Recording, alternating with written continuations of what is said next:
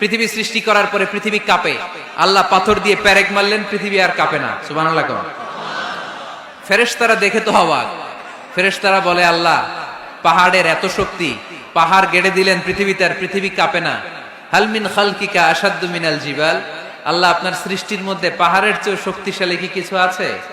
আল্লাহ বললেন, নাআম, আছে। আল হাদিদ, লোহা। লোহা পাহাড়ের চেয়ে শক্তিশালী, কারণ লোহা পাহাড়ে মারলে পাহাড় ভেঙে যায়, ঠিক কিনা? ফেরেশতারা আরো অবাক, লোহা এত শক্তিশালী। হাল মিন খালকিকা আশাদ্দু মিনাল হাদিদ, আল্লাহ তাহলে লোহার চেয়ে শক্তিশালী মনে হয় কিছু নাই, আছে? আল্লাহ বললেন, নাআম, আছে। আন্নার, আগুন, কারণ আগুনের মধ্যে লোহা ফেলে দিলে লোহা গলে যায়, ঠিক কিনা? ফেরেশতারা তো আরো অবাক। ফেরেশতারা বলে, তাই নাকি? আগুন এত শক্তিশালী, তো হাল মিন খালকিকা আশাদ্দু মিনান নার, আল্লাহ আপনার সৃষ্টিতে আগুনের চেয়ে শক্তিশালী কিছু আছে? আল্লাহ বলে, আছে। আলমা, পানি, কারণ আগুনের মধ্যে পানি ঢাললে আগুন পাওয়া যায়। ফেরেশতারা তো এবার আরো অবাক, পানি এত শক্তিশালী, ওই পানি ঘট ঘট ঘট ঘট করে আমরা খাই, এত শক্তিশালী আল্লাহ। হাল মিন খালকিকা আশাদ্দু মিনাল মা, আপনার সৃষ্টিকুলের মধ্যে পানির চাইতে শক্তিশালী কি কিছু আছে? আল্লাহ বলে, আছে। সেটা আবার কি? আল্লাহ বলে, আর রিহ, বাতাস। বাতাস যখন সাগরের পানির মধ্যে উচ্ছ্বাস মারে তখন এটা জলোচ্ছ্বাস হয়ে যায়, ঠিক কিনা? বাতাসের ধাক্কায় পানি জলোচ্ছ্বাস হয়ে এক জায়গা থেকে আরেক জায়গায় যায়। আল্লাহ বললেন, পানির চাইতেও শক্তিশালী সৃষ্টি আমার আছে, ওইটার নাম বাতাস। ফেরেশতারা অবাক হয়ে আবার জিজ্ঞেস করে, আল্লাহ আপনার সৃষ্টিকুলের মধ্যে বাতাসের চাইতেও শক্তিশালী কিছু আছে কিনা বলেন। আল্লাহ বললেন, আছে। বাতাসের চাইতেও শক্তিশালী হলো আমার আশরাফুল মাখলুকাত মানুষ।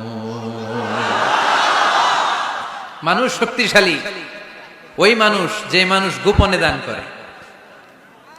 গোপনে, আল্লাকা সিররুন ইনদাল্লাহ বাইনাকা আনতা ওয়া বাইনাল্লাহ, আল্লাকা সাদাকাতুন তাখফা লা ইয়ালামুহা ইল্লাল্লাহ, আল্লাকা সিররুন ইনদাল্লাহ বাইনাকা আনতা ওয়া বাইনাল্লাহ, আল্লাকা সাদাকাতুন তাখফা লা ইয়ালামুহা ইল্লাল্লাহ। পড়তে হবে আল্লাহু আকবার।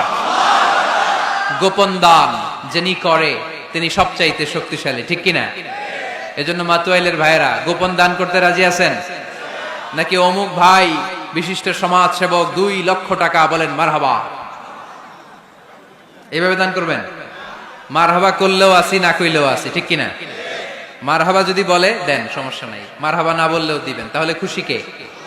বেশি খুশি হয় যখন লুকায় লুকায় দেন, নাম না জানায় দেন। ওই দান আল্লাহ এমন ভাবে কবুল করে, ওই দানের কারণে 7 শ্রেণীর ব্যক্তিকে আল্লাহ আরশের নিচে ছায়া দিবে। যেদিন কোনো ছায়া পাওয়া যাবে না, ওই দিন ওই ব্যক্তিকে আল্লাহ টেনে আরশের ছায়ার নিচে বসিয়ে দিবে। তাহলে কোরআন পাহাড়ের কথা যা বলেছে, বিজ্ঞানে ওই কথা আছে না নাই? এরপর কোরআন বলেছে, আলাম তারা আন্নাল্লাহা ইউসজি সাহাবান সুম্মা ইউআল্লিফু বাইনাহু সুম্মা ইয়াজআলুহু রুকামান ফাতারাল ওয়াদকা ইয়াখরুজু মিন খিলালিহি, আল্লাহ সাগরের পানিগুলোরে তারায় মেঘ বানায়, আকাশে নেয়, বৃষ্টি নাজিল করে। এটাকে বলে সায়েন্স, এটার নাম দিয়েছে ওয়াটার সাইকেল বা হাইড্রোলজিক্যাল সাইকেল।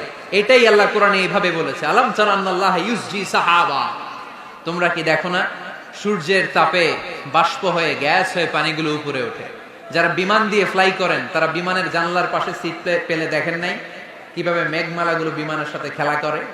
এগুলো তৈরি করছে কে? তার মানে কোরআন যা বলল বিজ্ঞান তাই বলে। সানশাইন, সূর্যের প্রখর তাপে পানিগুলো বাষ্প হয়ে উপরে যায়, ঘনীভূত হয়, কন্ডেনসেশন, কন্ডেন্সড হয়, ঘনীভূত হয়, মেঘমালা হয়। ওই মেঘ থেকে ঝিরি ঝিরি ঝিরি ঝিরি বৃষ্টি নাজিল করে কে? আমাদের ফসল খেতে গরু যদি খাইতে আসে আমরা তারাই না? আল্লাহ কয়, তুই তোর ফসল ক্ষেত বাঁচানোর জন্য গরু তারাস, আমি তো আকাশে মেঘ তারাই। তোর এখান থেকে যে ফসল আসে, এখানে ফসল উৎপাদনের জন্য পরিশ্রম তুই একা করস নাই, আমারও পরিশ্রম আছে। তুই দুনিয়ার জমিনে ছাগল তাড়িয়ে দিস, মেঘ তাড়িয়ে দিস, আমি আল্লাহর আদেশে আকাশের মেঘগুলো আমি তাড়িয়ে তোর ক্ষেতের উপরে, ফসল ক্ষেতের উপরে নিয়ে বৃষ্টি নাজিল করে আমি সবুজ শ্যামল ফসল ক্ষেত দিয়েছি। তার মানে সায়েন্স যা বলেছে আর বিজ্ঞান যা বলেছে মিল আছে না নাই? মুত্তাকিনদের জন্য পথ প্রদর্শনকারী। তো আজকের এই মাহফিলের শুরুতে যে মেসেজটা আপনাদের কাছে ড্রপ করতে চাই সেটা হচ্ছে কোরআন এটা হেদায়েতের কিতাব। এটা কিসের কিতাব? সবাই বলেন কিসের কিতাব? এটা গাইড দেয় যারা মুত্তাকি তাদেরকে। কোরআনের শুরুতেই আল্লাহ তাআলা এই বিষয়টা আমাদের কাছে ক্রিস্টাল ক্লিয়ার করেছেন, স্পষ্ট করে বলেছেন, যালিকাল কিতাব লা রাইবা ফি হুদাল লিল মুত্তাকিন। This is the book, the most authentic and original and reliable book ever in the world. There is no doubt in it and a guidance to those who are muttaqin. এটা এমন বই যে বইয়ে কোনো ভুল নাই। এই বইয়ে কোনো ভুল আছে? আওয়াজ করে বলেন, কোরআনে কোনো ভুল আছে? কোনো সন্দেহ আছে? সংশয় আছে?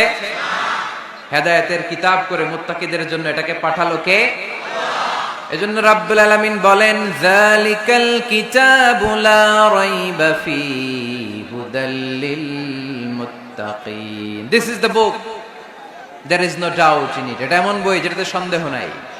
এটা মুত্তাকিনদের জন্য পথ প্রদর্শনকারী।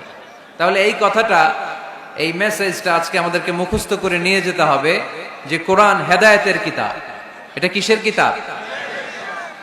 পথ দেখায়, সত্যের পথ, কল্যাণের পথ, জান্নাতের পথ। ইয়াহদি লিল্লাতি হিয়া আকওয়াম, যে পথটা খুব সুদৃঢ়, খুব মজবুত। কোরআনের এই পথে ডানে বায়ে কোনো মোড় নাই, কোনো ইউটার্ন নাই, কোনো চৌমুহনী নাই, স্ট্রেট ফরওয়ার্ড। এই রাস্তায় যদি দুনিয়ায় আমরা চলতে শুরু করি, এই রাস্তা শেষ হয়ে যাবে জান্নাতুল ফেরদাউসের ভেতরে। আওয়াজ করে পড়ি সুবহানাল্লাহ। এজন্য এই কোরআন থেকে আমাদেরকে হেদায়েত নিতে হবে। এই কোরআন থেকে আমাদেরকে গাইডেন্স নিতে হবে। আমাদের জীবনের চলার পথে যেখানেই আমরা সমস্যায় পড়ব, এই কোরআন থেকে আমাদের গাইডেন্স, হেদায়াত, পথ প্রদর্শন যেটা আল্লাহ তাআলা আমাদের জন্য দিয়েছে সেটা আমাদেরকে গ্রহণ করতে হবে। কারণ এই কিতাব এমন কিতাব যেটা মানুষকে অন্ধকারচ্ছন্ন একটা পথ থেকে আলোর পথ দেখায়, ঠিক কিনা? বামপন্থীদেরকে ডানপন্থী বানায়, ঠিক কিনা? রব্বুল আলামিন বলেন, আলিফ লাম রা কিতাবুন আনজালনাহু ইলাইকা লিতুখরিজান নাসা মিনাল যুলুমাতি ইলান নূর। Muhammad, I've revealed this book in order to lead the mankind out of darkness into the light. অন্ধকারাচ্ছন্ন মানুষগুলোকে অন্ধকার থেকে বের করে টেনে এনে আলোর পথে উঠিয়ে দেওয়ার জন্য এই কোরআনকে পাঠিয়েছে কে? তাহলে আমরা বুঝলাম এটা বিজ্ঞানের কিতাব নয়, যদিও বিজ্ঞান নিয়ে কোরআন কথা বলেছে। এটা ইতিহাসের বই নয়, যদিও অনেক ইতিহাস কোরআনে আছে। এটা গল্পের বই নয়, যদিও নবীদের গল্প পাওয়া যায় এই কিতাবে। এটা হেদায়েতের কিতাব। কিসের কিতাব? আরো জোরে বলতে হবে, কিসের কিতাব?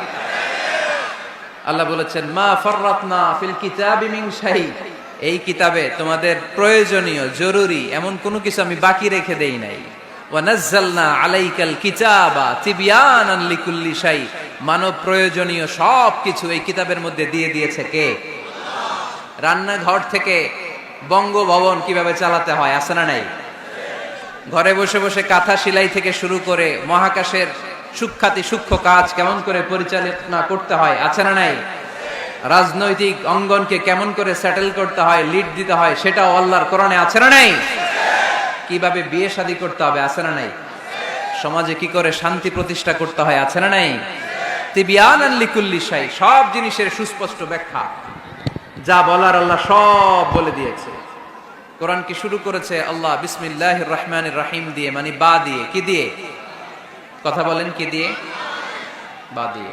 আর শেষ করেছে সূরা নাস দিয়ে, মিনাল জিন্নাতি ওয়ান নাস। সিন, বার সিন মিলালে কি হয়? এবার বাসে চড়ে গুলিস্তান। বাসে চড়ে কই যাব? গুলিস্তান। ওই বাস? ওই বাস নাকি? না, ওই বাস না। এই বাস মানে যথেষ্ট, এনাফ। যা বলা হয়েছে 30 পারা এনাফ। হেদায়েতের জন্য নতুন কিছু লাগবে না। সুবহানাল্লাহ। অনেক সময় হয় না, আমরা খাওয়ার সময় বেশি দিলে আমরা বলি এই লাগবে না, বাস বাস, অনেক হয়েছে, অনেক পাতে অনেক তরকারি, আর দিও না, পারছি না, বাস বাস। বলি বলি নাকি বলি না? বলি। তার মানে হেদায়েতের জন্য, নাজাতের জন্য, জান্নাতের জন্য যা বলা দরকার আল্লাহ সব বলে দিয়েছে। নতুন করে তিনি আর কিছুই আমাদেরকে বলবেন